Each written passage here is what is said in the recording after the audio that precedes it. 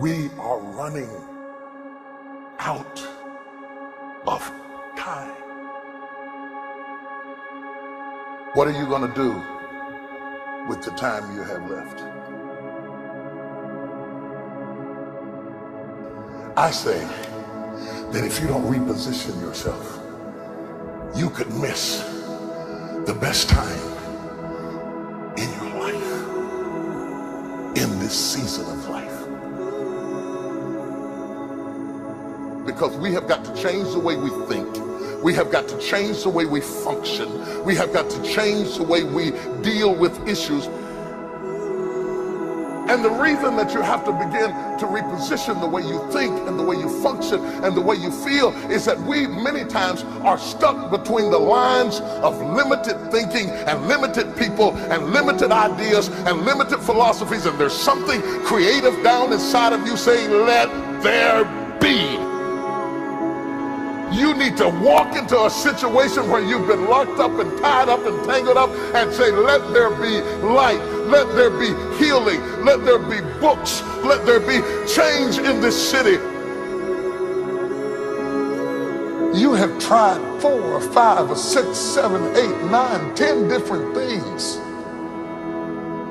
Each you worked on 90 days or so and then said it doesn't work. How can you be a leader with a 90-day test? Of course it didn't work. You didn't stick to it long enough. You didn't fight hard enough.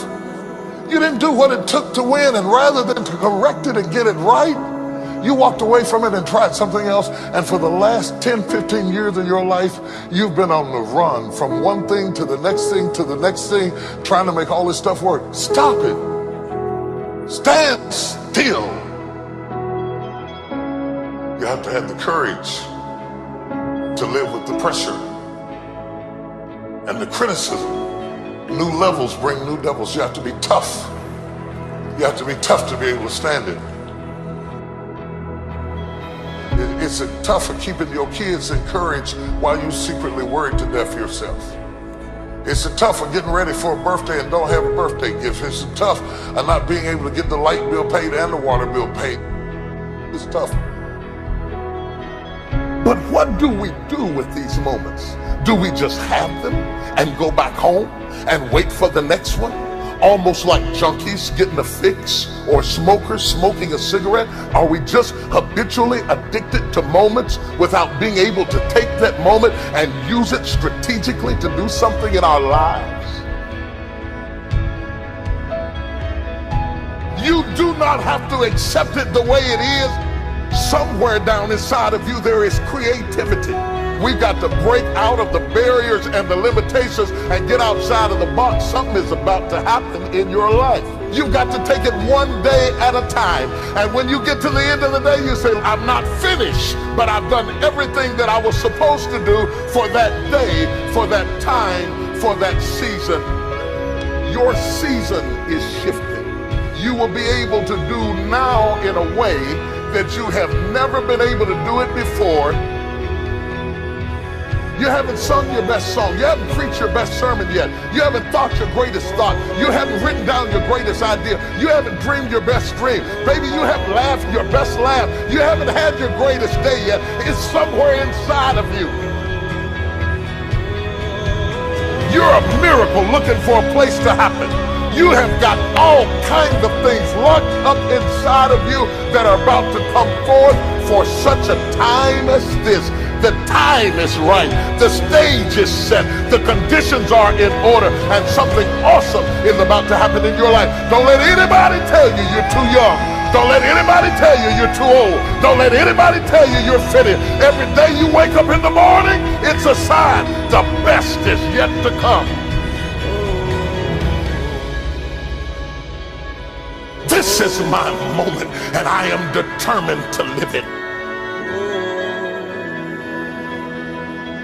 The mind is the battleground. The fight is in your mind. Are you ready for the next level?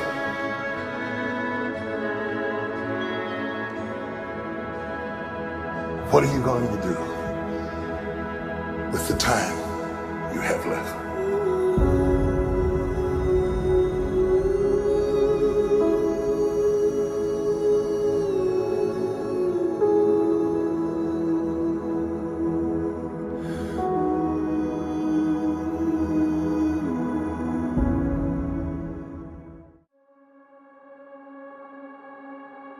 If you live very long at all of your youthful idealism gives way to the harsh realities of life itself. When you were a teenager, you thought you knew everything. But when you got to put everything in practice, you found out it wasn't as easy as you thought it was. Life has a way of making you close your mouth. Life will mute you, shut you down. Because all of us, if you live long enough, will go through a period of feeling so overwhelmed that you think of one more thing, if the phone rings one more time, if I get another text, if I get another email. Sometimes I question technology. I appreciate all the advances, but I don't need another way for anybody to be able to access me. I doubt there are very many people in this room that aren't experiencing some degree of being overwhelmed by life itself. There are moments in your life that you feel overwhelmed by life, by people, by your own issues, by your own circumstances, by demands, by struggles, and yes, by temptations. It's not long before you feel overwhelmed. What is hiding in you that you have not seen? What strength are you underutilizing that you're letting that weak thing whip you like that? How long will you live without knowing what you've got? If you know who you are, then you know who you are not. If you don't know who you are, somebody can ascribe any identity onto you and you will morph into whatever they want you to be. And that's what has happened with a whole lot of us. Some of us have been 10 or 12 different people depending upon who we were with. Because we don't know who we are, we become whoever they want us to be. And then when they leave us, we are confused because we have no real understanding. We like to think that life comes to us in courses, but it does not. In reality, sometimes you got 10 issues and they all hit you in the same weekend. You may not like what you're going through. You may be stressed and overwhelmed. You may not be comfortable with your situation, but you got what it takes. What do you do when life does not seem fair? How do you deal with it when it is not what you expected? When you find yourself with mighty visions and mighty goals dealing with people of mediocrity. You're gonna make it out of this storm. You will survive this attack. You will get through this stage in your life. I know I'm made of some good stuff. I can tell by the burdens I bear and the load I carry and the stuff I endure. I shock myself at what I'm able to take. It's not just that I shock my enemies, I shock myself. They said I was going to die and I believed it, but through hell and high water, I'm still here. You don't know what you've got until all hell breaks loose. You don't know what you can take until the pressure is applied to your life. You don't know what you can endure until people stab you in the back and walk away from you. You don't know how much courage you have until you've been under fire and under struggle and under tribulation. You can't learn what's in you sitting back in a lazy boy chair hitting the remote control watching HBO and Cinemax. But when all hell breaks loose, that's when you get to see what you got.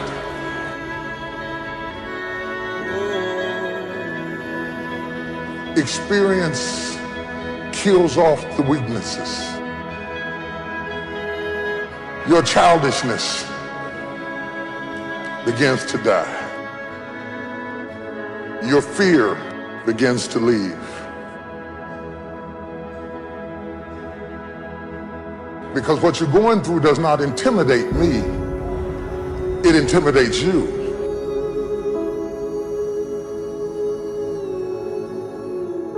You can quit if you please. You can even take what you got and give it away to 70 other people.